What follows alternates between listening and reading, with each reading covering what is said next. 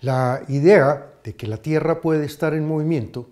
sugiere una gran paradoja, y es cómo puede ser posible que la Tierra esté en movimiento de rotación y de traslación y que ese movimiento no genere efectos catastróficos, devastadores, que todo el mundo podría estar apreciando, sino que toda la apariencia y toda la intuición nos dice que la Tierra está en reposo. Con el fin de resolver esta situación tan aparentemente paradójica, entonces se plantea la propuesta galileana de que la Tierra está en movimiento, pero que por principio su movimiento no se siente. La idea de que el movimiento no se siente es la idea del movimiento inercial sobre la cual se va a construir toda la física clásica, toda la física newtoniana. Siguiendo esta concepción del movimiento, radicalmente diferente de la concepción previa, según la cual el movimiento era el efecto producido por una fuerza, para pasar a la idea de que el movimiento es simplemente un estado que permanece en tanto factores externos al sistema no lo afecten, se llama la relatividad galileana y en manos de Newton va a dar lugar, gracias a su extraordinaria intuición matemática, a una ley de gravitación universal expresada en unos términos matemáticos que van a tener la posibilidad no solo de explicar, de dar cuenta de todo lo que ya se conoce sobre la astronomía, sino de dar cuenta de una gran cantidad de nuevos fenómenos que ni siquiera habían sido observados. La potencia extraordinaria de la capacidad explicativa y predictiva de la teoría newtoniana de la gravitación va a marcar una senda en el desarrollo futuro de la física y de la ciencia. Si bien la observación directa y la intuición nos dicen que la Tierra está en reposo, hay buenas razones para creer que la Tierra rota sobre su eje y que gira alrededor del Sol. La falta de evidencias del movimiento era la mayor objeción que se presentaba a la propuesta de modelos heliocéntricos como la que había formulado Copérnico. Sin embargo, convencido de la validez de este modelo por una serie de razonamientos y de observaciones directas que se habían hecho, Galileo afirma que si el movimiento no se siente es porque por principio el movimiento no se siente. En realidad, lo único que se siente son los cambios de estado de movimiento. Galileo ha elaborado una visión del movimiento en la cual se puede plantear como principio fundamental que un sistema sobre el cual no hay acciones externas, en un lenguaje más preciso diríamos un sistema sobre el cual todas las fuerzas están completamente balanceadas, conserva su estado de movimiento. Con el fin de ilustrar esta percepción, Galileo elabora toda una descripción de lo que sería la observación de una serie de fenómenos en el interior del camarote de un barco que está completamente cerrado, sus ventanas están cerradas, y el barco puede estar atado al muelle o puede estar deslizándose suavemente río abajo. La descripción que da Galileo del comportamiento de los fenómenos dentro del camarote cuando el barco está atado al muelle es exactamente la misma que la que se puede dar cuando el barco se desliza suavemente por el muelle. Es decir, se sirve una copa de vino desde una jarra y el chorro de vino cae perpendicularmente, se observa el volar de una mosca o se observan caer objetos y no hay absolutamente ningún hecho que evidencie que el barco está detenido o que el barco está en movimiento. Con el fin de resolver la antigua polémica respecto a si la Tierra se movía o no y cómo se podría dar esta apreciación, Galileo retoma una vieja discusión respecto a cómo ve un marinero que se sube en lo alto de un mástil y deja caer una bala de cañón, cómo se ve desde lo alto del mástil la caída de la bala de cañón y cómo se ve el mismo fenómeno desde la orilla de la playa donde el barco se desliza suavemente. La conclusión a la que llega Galileo es que mientras que la caída es un fenómeno de movimiento acelerado, en la dirección horizontal el objeto conserva y comparte su estado de movimiento con el barco. Si el barco estuviera completamente rodeado de niebla y Galileo solamente pudiera mirar dentro del barco, entonces estaría viendo que el objeto cae de una manera perpendicular al piso y de una manera paralela al mástil desde el alto del cual fue soltado.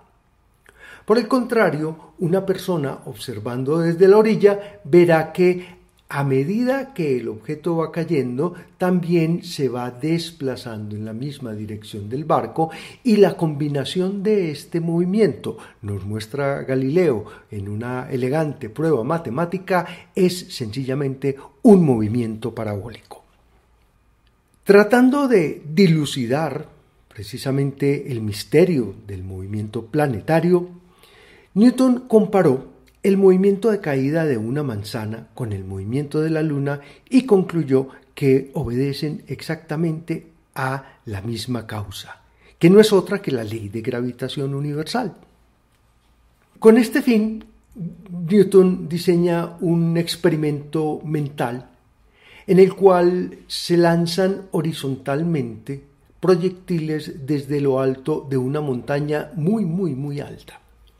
¿Qué es lo que se puede apreciar? Lo que se puede apreciar es que el alcance del proyectil lanzado horizontalmente depende de la velocidad inicial, es decir, de la fuerza que se aplicó sobre el proyectil para lanzarlo. Entonces, se puede observar de una manera paulatina que en tanto que la fuerza y la velocidad inicial aumenten, el alcance del proyectil va siendo cada vez más y más largo. Si nosotros nos planteamos la posibilidad de darle una gran velocidad inicial al proyectil, entonces podremos ver que llegará un momento en que el proyectil cambia constantemente la dirección de su movimiento, pero llegará a tener el impulso necesario para volver al punto de partida, puesto que al llegar al punto de partida conservará la velocidad horizontal con la que fue disparado, el proyectil se podrá seguir moviendo de una manera indefinida.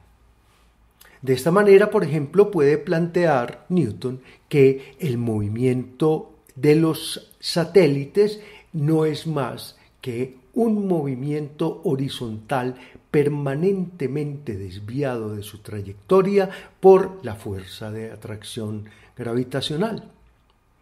Continuando con el experimento mental de lanzar cuerpos desde lo alto de una montaña, entonces veremos que luego de alcanzar esta velocidad crítica que nos permite tener una trayectoria perfectamente circular alrededor de la Tierra, se puede empezar a lanzar el proyectil con una velocidad cada vez mayor.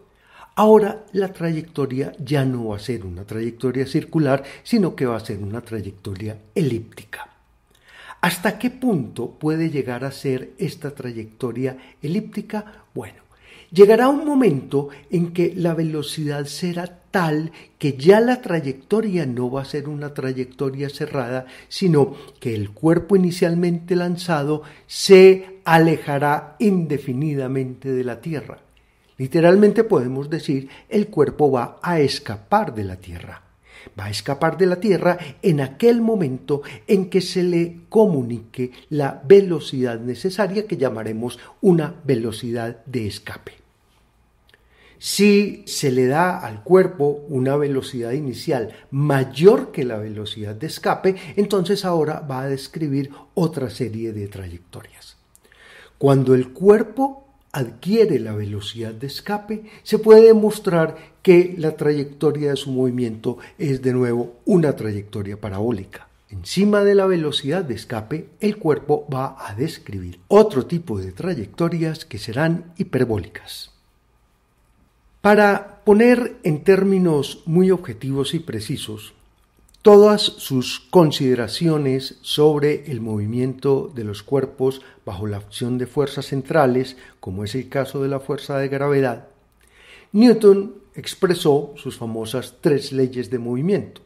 Pero estas 3 leyes de movimiento tienen una aplicación muy directa y muy concreta, y es que permiten escribir ecuaciones de movimiento. Ecuaciones de esta forma: F igual a delta P sobre delta T. Cuando uno esta expresión la analiza bajo el parámetro de que en la interacción o bajo la fuerza aplicada, la masa del cuerpo que experimenta la fuerza permanece constante, entonces podemos escribir esta ecuación como F igual a masa por aceleración o F igual a masa por la segunda derivada de R con respecto a T2. Sin preocuparnos mucho de los detalles del cálculo infinitesimal que se necesitan para resolver esta ecuación, podemos decir que sencillamente esta es una ecuación en la que a la izquierda está una determinada ley de fuerzas y a la derecha hay una expresión cuya solución es el término R. R es la llamada trayectoria del cuerpo. La solución de esta ecuación es la trayectoria del movimiento, y Newton demostró que si la ley de fuerza es la fuerza de atracción gravitacional, entonces esta fuerza tiene esta forma: es el producto de las masas de los cuerpos que interactúan dividido por el cuadrado de la distancia que los separa. Al resolver esta ecuación, suponiendo solamente 2 cuerpos, uno de los cuales es muchísimo más pesado que el otro, como en el caso del Sol y la Tierra, entonces se encuentra que la solución más general posible es una trayectoria cónica. Esto es de mayor importancia. Ya habíamos visto que las trayectorias cónicas son el resultado de intersectar un cono con un plano. Dependiendo del ángulo entre el plano y el eje del cono, entonces se puede tener una de las 4 cónicas que resultan ser las soluciones de las ecuaciones de movimiento de gravitación universal. Es decir, la circunferencia, habíamos visto que se daba de una única manera para una única velocidad inicial. La parábola, que también se da para una única configuración y una única velocidad, y entre ellas una familia infinita de curvas que son por una parte las elipses y por otra parte las hipérbolas. Armado con esta poderosa herramienta, Newton fue capaz de describir el movimiento planetario asumiendo el Sol como centro de todos los movimientos y describiendo el movimiento de cada uno de los demás planetas y satélites de acuerdo con las condiciones iniciales que se podían estimar. Notable resultado de la ley de gravitación de Newton es que a partir de ella se puede obtener la ley de caída de los cuerpos. Miremos. Puesto que fuerza es igual a masa por aceleración, digamos la masa del cuerpo 1 por la aceleración que experimenta debido a la interacción gravitacional con el cuerpo 2. Entonces, masa del cuerpo 1 por aceleración 1 es igual a el producto de las masas m1 por m2 sobre la distancia de ellos al cuadrado. De esta expresión podemos ver que se elimina el término correspondiente a la masa del cuerpo cuyo movimiento estamos examinando. Y entonces resulta que la aceleración de ese cuerpo es independiente de la masa del cuerpo y solo depende de las características del cuerpo que ejerce la fuerza central, en este caso del Sol. Si pensamos en el caso del movimiento de caída de los cuerpos en la Tierra, entonces, aplicando un razonamiento similar, podremos ver que la aceleración con la que caen los cuerpos depende única y exclusivamente de la masa de la Tierra y de la distancia del cuerpo al centro de la Tierra.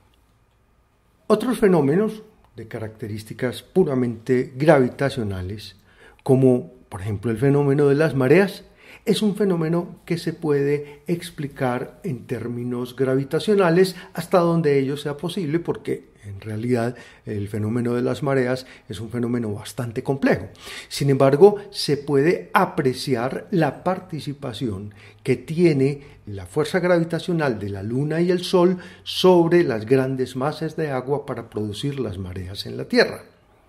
Otra cosa es la periodicidad de las mareas debido a accidentes geográficos locales, pero el efecto neto de el Sol y la Luna sobre la Tierra en la producción de las mareas es explicada por la fuerza de gravitación. También es notable que las leyes de Kepler del movimiento planetario, que fueron prácticamente las primeras leyes universales que se plantearon, son simples casos particulares de la aplicación de la más general y precisa ley de gravitación universal de Newton. Ya hemos visto cómo el caso del movimiento elíptico de los planetas no es más que una de las 4 posibilidades de las formas de los movimientos bajo fuerzas centrales de tipo gravitacional. Por su parte, la segunda ley de Kepler, o ley de áreas, es otra manifestación de las leyes de Newton expresadas en torno a la conservación del movimiento rotacional de un sistema aislado. En este caso, podemos considerar que el Sol y el planeta se pueden tomar como un sistema aislado, y entonces, dado que la trayectoria es elíptica y el planeta a veces está más cerca y a veces está más lejos del Sol, con el fin de conservar el movimiento rotacional, se satisface esta condición que coincide con la ley de áreas.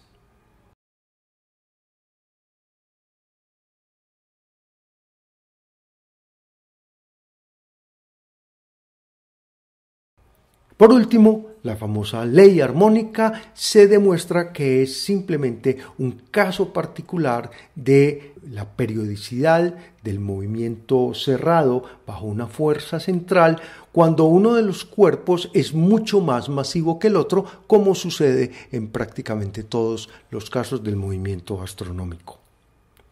Otras demostraciones, tanto o más impresionantes, de la validez y de la potencia de la teoría de gravitación universal es la observación de planetas que antes nunca se habían percibido y que se descubren por las perturbaciones que causan en planetas que ya habían sido observados. Por ejemplo, el planeta Urano había sido descubierto por William Herschel gracias a la observación telescópica mediante el telescopio más potente que se había construido en su época. La observación detallada del planeta Urano mostró una serie de irregularidades que hicieron pensar en la existencia de un planeta más allá de la órbita de Urano. Algunos notables astrónomos y físicos de la época se dedicaron a tratar de calcular las características de este nuevo planeta, y efectivamente el astrónomo francés Le Verrier fue capaz de predecir las características y la posición aproximada de este planeta, el cual fue descubierto por el astrónomo alemán Gale. Esto fue una singular verificación de la potencia de la teoría newtoniana. Para redondear este tema, podemos decir que una nueva y muy poderosa verificación de la validez de la teoría newtoniana de la gravitación es el éxito de la exploración espacial, que nos ha permitido enviar satélites hasta nuestra vecina Luna y hasta el más remoto de todos los cuerpos de nuestro sistema solar, el planeta enano Plutón. La posibilidad de verificar con alto grado de precisión los fenómenos predichos por la teoría newtoniana de la gravitación, tales como los efectos de las mareas, el achatamiento de la Tierra o el descubrimiento de nuevos planetas, brindaron una extraordinaria confianza a la teoría que de esta manera se había desarrollado.